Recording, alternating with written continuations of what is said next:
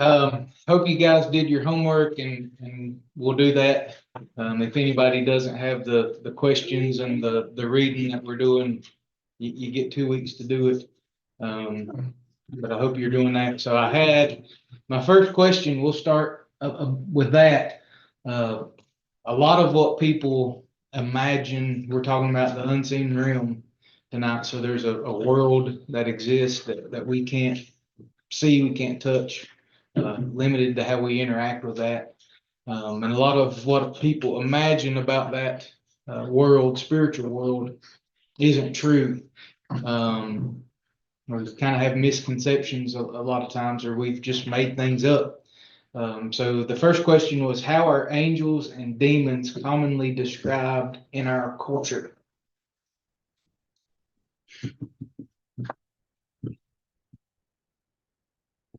Heavenly white gowns with wings and women. You see them as like soldiers in an unseen war. Okay. It's usually in some kind of battle armor or something like that. So Yeah. I say, and I went along kind of like how the TV shows and the movies portray them. They almost always have human-like qualities. And we can always fight against them and always seem to overcome them in our power. Like we don't need any outside help. It's like, the different movies that's been out, and it's like more TV shows, and it's like, yeah, they're demons or they're angels, but we're gonna overcome them. This is how we're gonna do it. And that is, there's nowhere it says that that's true. Like demons are often like portrayed in like possession movies and horror movies. Mhm. Oh, the dolls. The dolls, the people, the children. exorcism, yeah, Always children. Yeah. always kids. That's really ironic too. Like we don't see, especially in the Bible, you don't ever see like an instance of a demon possessing an inanimate object, really. You see him going into pigs when Jesus sends them into pigs. Okay, so there are a lot of inaccurate descriptions on social media, television. My mind goes to cartoons because I liked cartoons growing up. Elmer Fudd and Bugs Bunny, and you had your kind of fat little cherub on a cloud playing their harp. Or you had like the little angel on one shoulder and then the devil on the other shoulder. And for some reason, he's got red skin or wearing a red suit and has a pitchfork and a spiked tail, horns, all those kind of things. And so most people would say that angels have wings, but the Bible never says that. It does tell us about two creatures, the cherubim and the seraphim, that have wings.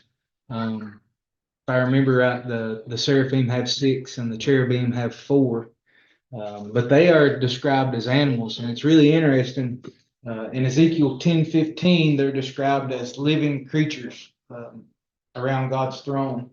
And that word living creatures is the same Hebrew word for livestock, animals, that God uses in Genesis when he talks about creating livestock. And so these are spiritual beings or spiritual creatures. And we'll talk about this a little bit more, but they function as throne guardians. So think about in Isaiah, when he sees them, they're around the throne in the Garden of Eden. God places cherubim to guard the entrance to Eden to prevent Adam and Eve from going back in. In Revelation, we see them mentioned again. And even though they're described as kind of livestock and they have like, they have the face of a man, the face of an eagle, the face of an ox, face of a lion, those kind of things, they can speak. And so that's kind of weird. But those beings aren't the angels that we find elsewhere in the Old Testament. Angels or God's messengers are always described in human form, and they always appear as men. There is one instance in Zechariah that's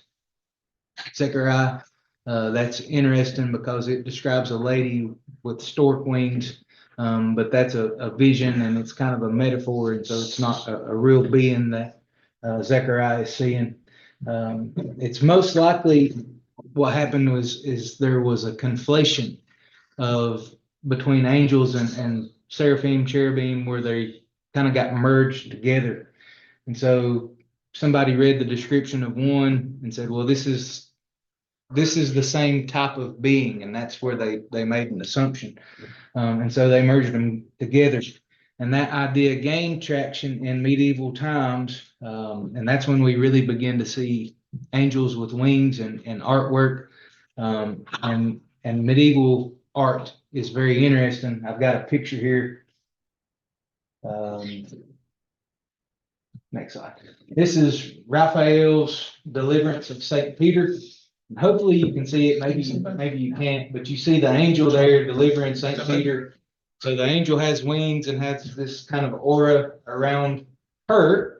And then you have Saint Peter, and he's got the halo over his head. And so in medieval art, that was a way to kind of distinguish between, if you just drew everybody looking like a person, you wouldn't be able to tell, well, who's the saint, who's the angel, who's doing what's this story portraying. And so they used kind of these icons to let people know that that's the saint in chains and that's the angel rescuing them. And so people also take liberties with trying to describe demons and Satan, the tail, the horns, the pitchfork, those kind of things. The idea that Satan can force us to sin, and really that you kind of take our choice out of that. Sometimes people say that, Flip Wilson, the devil made you do it kind of thing.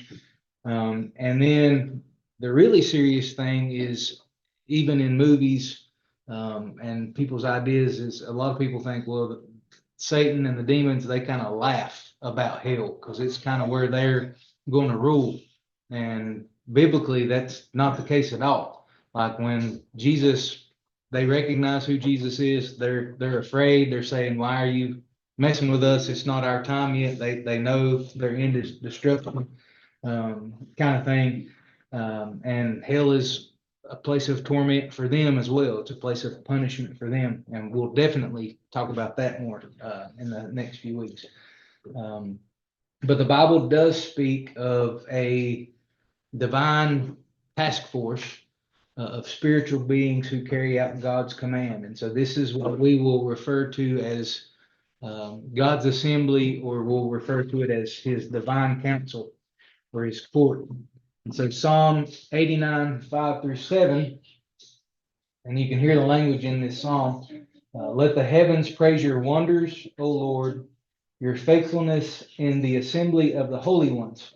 For who in the skies can be compared to the Lord? Who among the heavenly beings is like the Lord? A God greatly to be feared in the council of the holy ones, and awesome above all who are around him. And then Psalm 82, so for those of you that have already been exposed to Heiser and kind of listened to things, this is what he did his doctorate on. What tripped him up, and he said, I need to investigate this more. Psalm 82:1, it says, God has taken his place in the divine council. In the midst of the gods, he holds judgment. And so in Psalm 82, the Hebrew word that's translated God and gods is the same word. It's the word Elohim. And so the singular would be El here, and that word means power.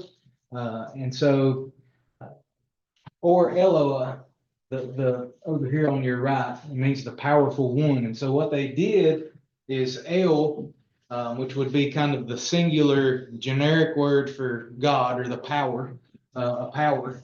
And they took the last two letters out of Yahweh. It's Yohed, Vavhed, and they put that on the end of El, and they made a new word, Eloah. So it's the powerful one. And so that's kind of the singular, and what they'll use to refer to God. And a very similar thing happens in Arabic. The Arabic word Allah means deity.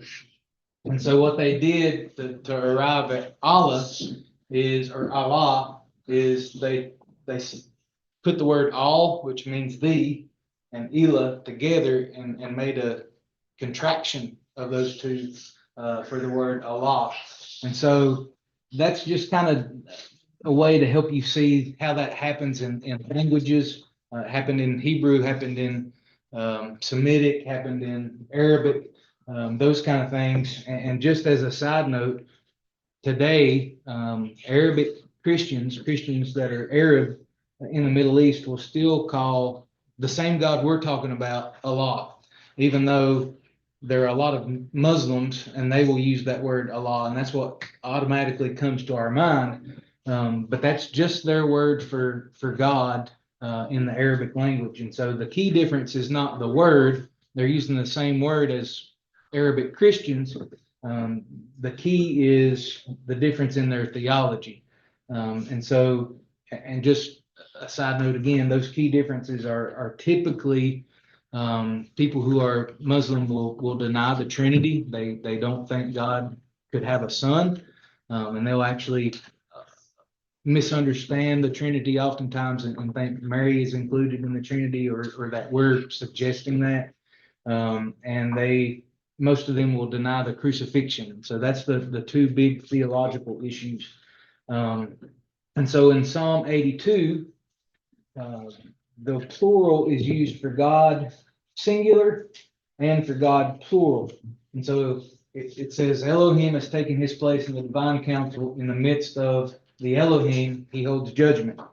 And we know the first use is speaking of our creator, God singular, because he takes his place and stands. And so that's a singular way to put that sentence. And then the second appearance is quantified by in the midst. And so that's plural language. So Elohim, this is what we need the key takeaway. Elohim isn't a personal name for God like Yahweh, or people will say the Hashim because they wouldn't even try to pronounce Yahweh. But it was the generic Hebrew word for God, but it's also a description used for any inhabitant in the unseen realm. So it could be translated, and it is translated in our English translations. It's translated as God, spirit, deity, or divine being. And so this Hebrew word is used several ways in the Bible, and I'll just give you examples of what I just talked about. Genesis 1:1, in the beginning, God created the heavens and the earth. And so here it is used to identify our creator, who later reveals his name Yahweh.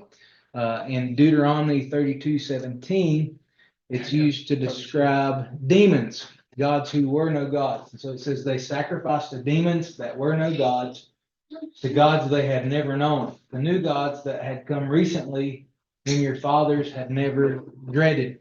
And so actually, even a better translation of this would read, they sacrificed to demons that were not God,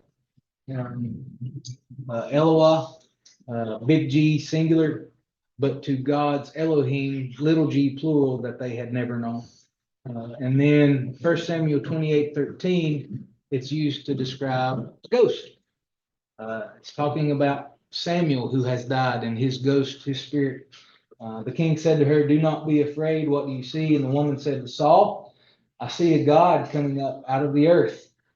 He said to her, "What is his appearance?" And she said, "An old man is coming up, and he is wrapped in a robe." And Saul knew that it was Samuel, and he bowed his face to the ground and paid homage.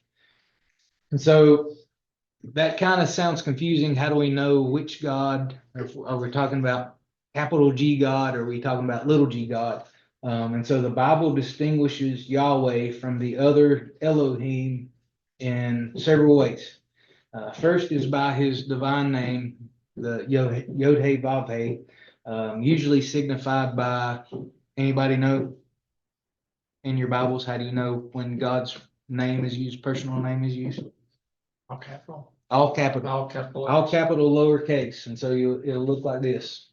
Ascribe to the Lord, O heavenly beings, ascribe to the Lord glory and strength. And so, and this is really interesting too. I dug a little bit deeper and used my Bible software, but it actually says ascribe to Yahweh ben Elim. And so that it would literally say, ascribe to the Lord, ascribe to Yahweh, sons of God. Ascribe to the Lord glory and strength. So that kind of sheds new light on what we're talking about here. Then God is also called the creator and king above all Elohim, Psalm 95:3, for the Lord is a great God and a great king above all gods. And so in Hebrew, it would say, for Yahweh is a great El and a great king above all Elohim. And then another way is God is called the Elohim of Elohim and the Adon of Adon. So that's God of gods, Lord of lords. That was their way of having a superlative.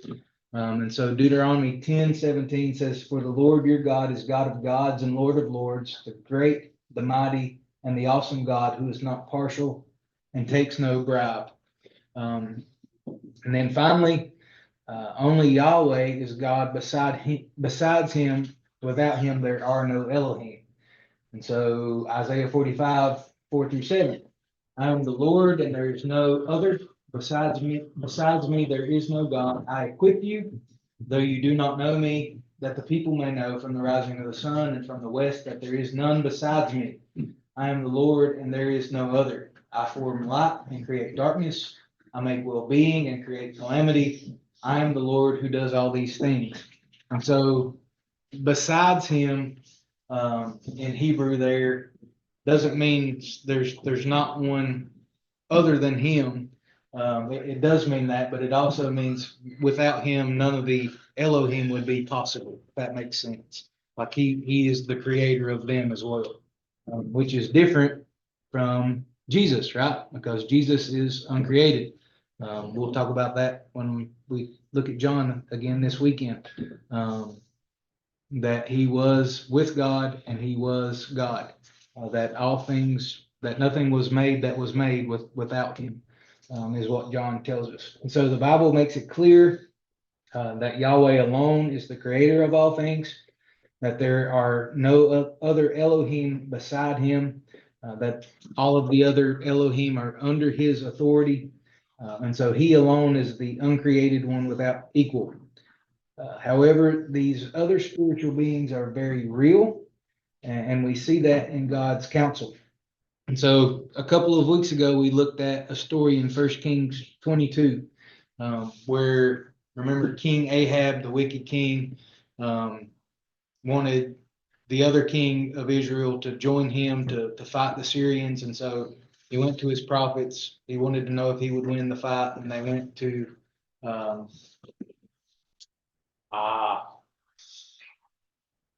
it's an M word. It's an M name. I forgot his name. Not Malachi. Micaiah. Yeah. Thank you.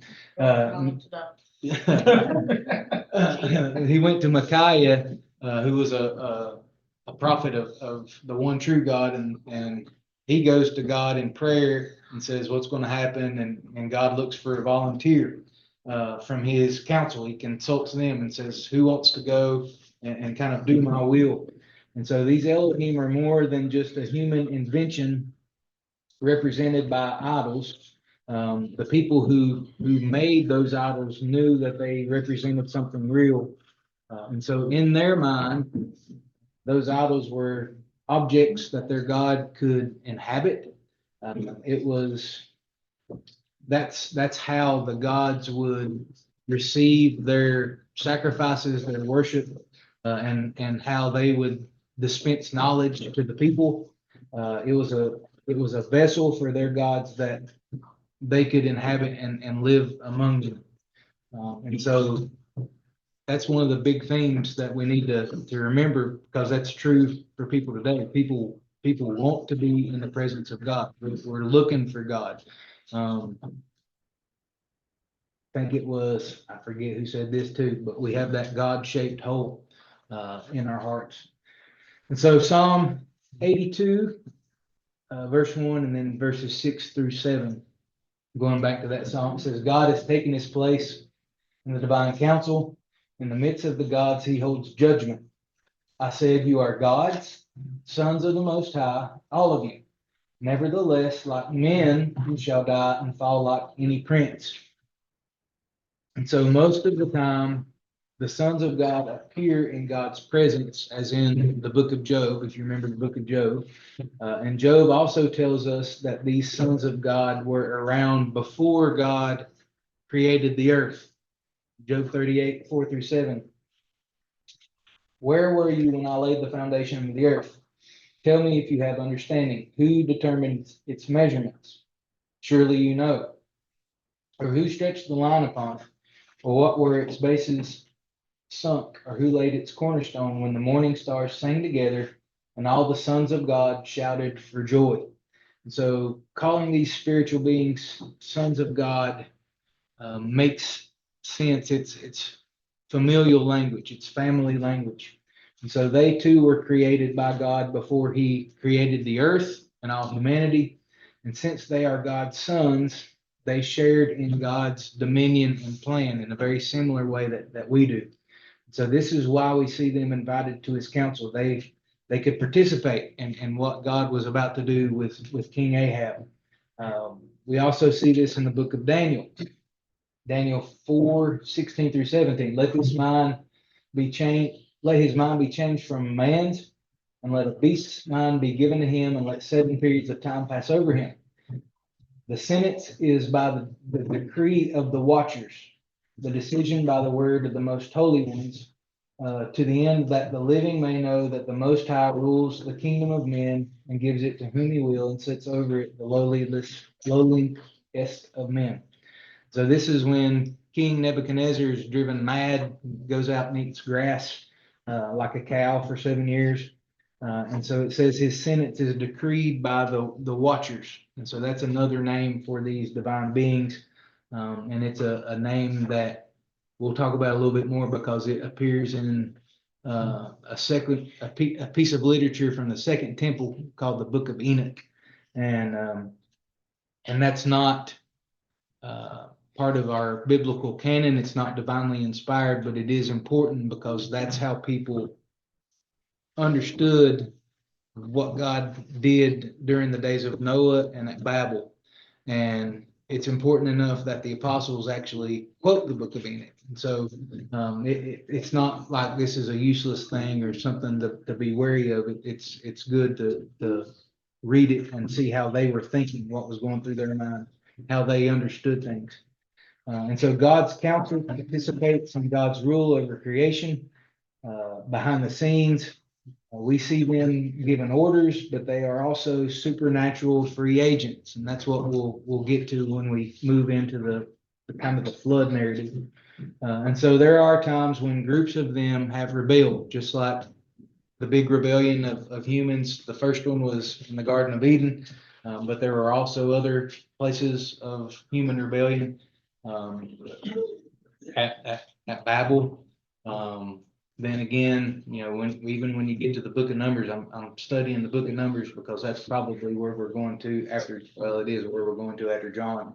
But it's about that rebellion, them not believing and trusting God to go into the promised land. And so another way these beings participate is by being messengers. Angel in both the Old Testament and New Testament, this trips people up. Angel in the Old Testament and the New Testament is a job description. They are messengers. And so even a person could be called an angel, and you have to look at the context to figure out if we're going to use the word angel or messenger in our English language. Does that make sense? But it's a job description. They're messengers. I think it's malak in Hebrew, and it's angelos in Greek. But that simply means, the word simply means messenger. And so all angels can be, all of God's messengers can be called Elohim, and since that refers to any divine being, but some Elohim were given other duties, which we'll talk about later. But really quickly, thinking back to the cherubim at the Garden of Eden, thinking about, well, he delivered a message, but Michael and Daniel. And so while all of this matters, what difference does it make if God had a divine council of supernatural beings? The first thing is it reveals God's heavenly family is his template for his earthly family. So God is sovereign. God is omniscient. He's omnipowerful. He doesn't need or require help, but he chooses to let his creation participate in carrying out his will. So that's not only true of the divine council, but it's also true of humanity. God could decide and execute everything by himself, but he allowed his council of Elohim to participate, and we too are here. Um, and our purpose is to join in God's work, his plan. God could speak the gospel with a loud voice, but instead he uses people to share the good news with others. And then the second thing is God could just predetermine everything, but he doesn't.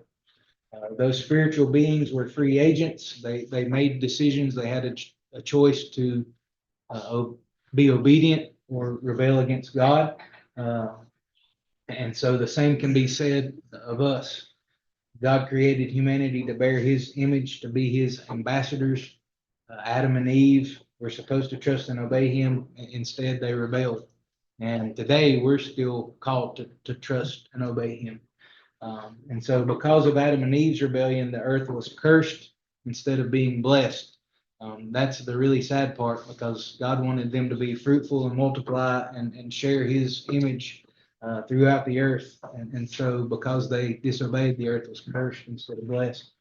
And so now we can either reject or accept Jesus to save us. Originally, Eden was the place where heaven and earth converged.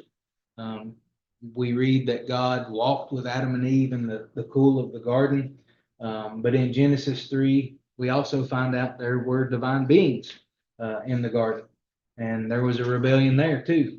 And so Eden was the place where God was to dwell with all of his family, what we would consider his mortal, physical family and his spiritual family, these spiritual beings.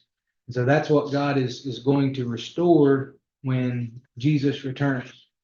In Revelation, which we just finished, we saw that angels and humans again share the same space, and we will live in a restored creation, worshiping God around his throne. Okay, so the post-discussion questions this week are really, I really want everybody to understand this concept of Elohim, and that it's not just God, but it could be these other beings. And so it's kind of a review. And so how should we think about and define the Hebrew word Elohim?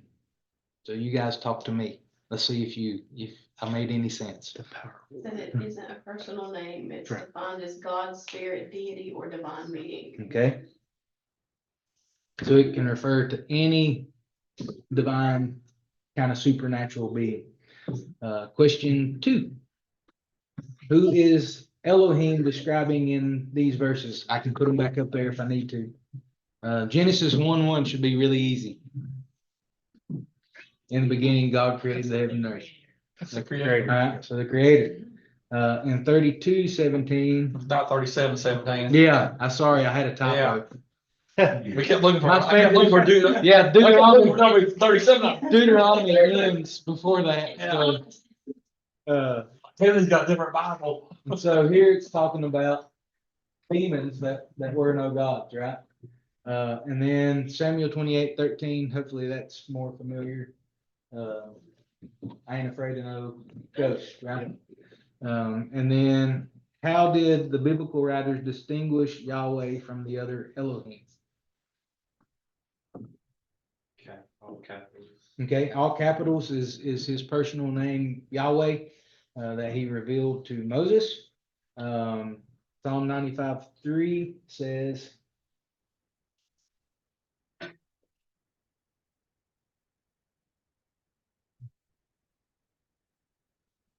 he's king. So think about this as rank. They always, it's a rank. He ranks above everything. And so Isaiah 45:5, God could decide. no other God beside him. Okay, and so why is it appropriate to call the other Elohim sons of the Most High? So, okay. So having my brain, cause again, been able to watch both of those things from high, so everything he says makes sense. But it looks like there's structure in both realms. Hmm. Even though we don't think about it sometimes, or we don't really consider it, there is a structure to the spiritual realm that God used to put structure to the material for our realm. Yeah. And so if we're called sons of the Most High, we are called sons of God, we're adopted children. Yeah. And if it's parallel on the spiritual side, then they would be the same thing. Yeah. They would be sons of, it's the same viewpoints, just on that side instead of our side. And even though we're radically different in that, like, we can't see them and we have a physical body, and we'll one day have a glorified body, the common denominator is that we were both made by him, created by him. So, and that's going back to Eden, because there's where my brain went to. Because it says where, that God walked with them to cool the day. Mm. So in Eden,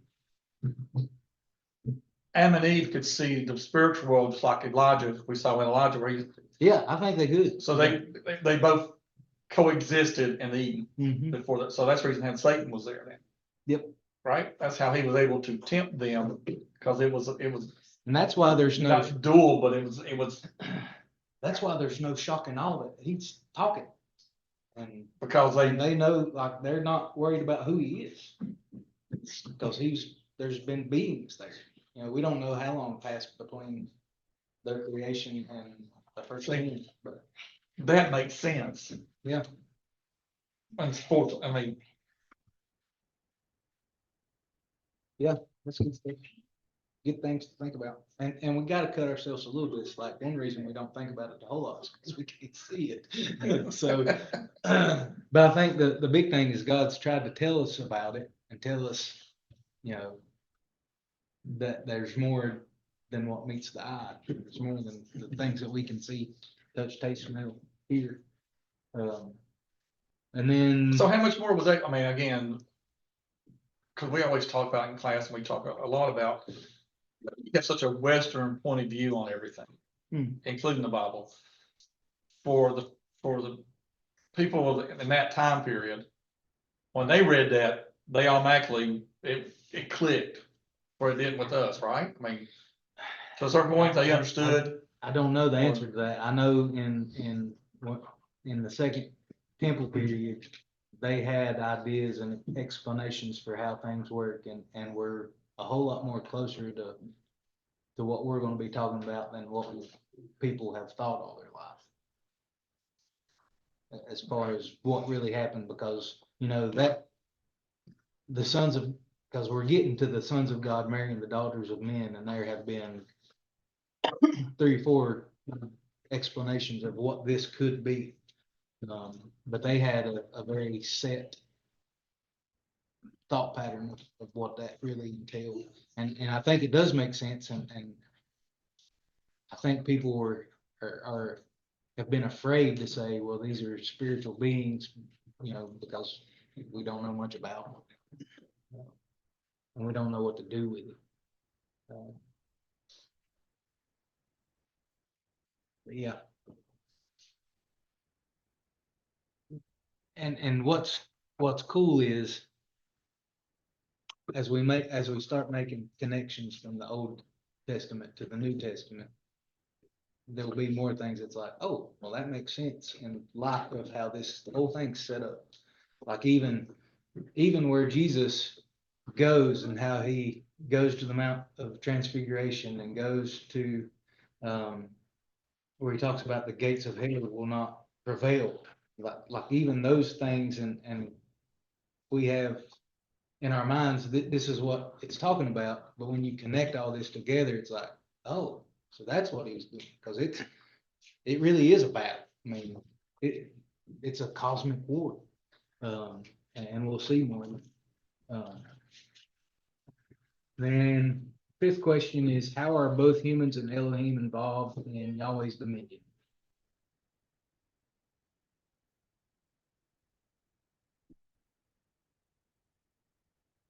It's just a parallel course, he has, I mean, they are involved in the spiritual side or unseen realm side where we're involved in time and space side. Still same thing, still Joining God's work. doing in God's work, it's just, we can't see that side of it. Yeah. Which really, again, I'm not sure if I've ever really considered that there's structure to the spiritual world. Hmm. I think we've always just thought, well, there's over here, some's over here, and some's over here, and they're over here. Yeah. But The most structure I guess we've ever put on it is, we would say there's an angel and there's an archangel that's like above them and some. there's some, we got some rank to the angels, but not to this degree where it's. Yeah. But, you know, here's the template, and here's the template I used in the spiritual, I'm gonna put into my creation on the physical side. Yeah. And then they're gonna, well, in the perfect world, they were gonna coexist. Hmm. It's gonna be an interesting day. Any guys got anything to say, add? Comments, corrections, questions? Whatever. I don't think we can be surprised by the rank or the order. I mean, there's order in everything God's ever created. You think about it. I mean, he set up the church in order. He set up the family in order. We have to respect divine authority. I mean, I've never really thought about the rank in the spiritual world or the quote unquote, the order, but I mean, why would it not be? Yeah. Yeah, he's not a god of chaos, so he has to. No, I mean, there has to be. Yeah, everything has to have structure then, Yeah.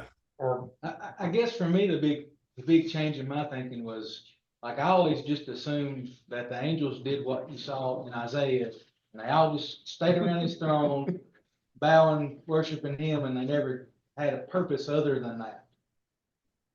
And that kind of. Till he sent them somewhere. Yeah,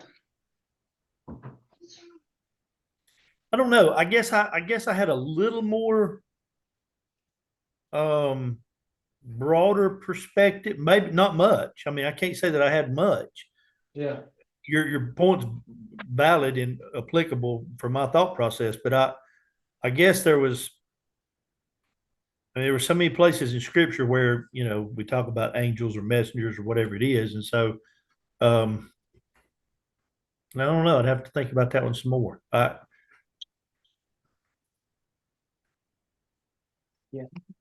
by the time we get to Babel, what their purpose and stuff will be a little bit more clear, and it's interesting. Because just as we are supposed to be kind of ambassadors to point other people to God, that they kind of have that same role. It's given to them. It's interesting.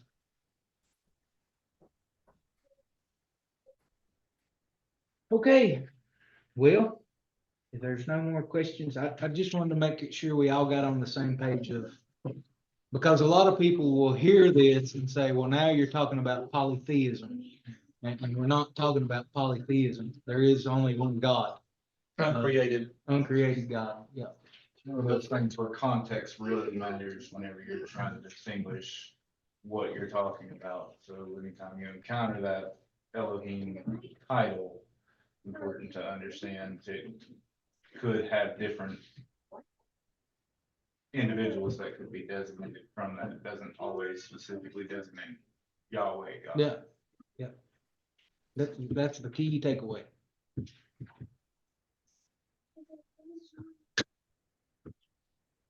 Well, thank you, guys. We'll do it again in a couple weeks. Y'all have a good night. See you guys.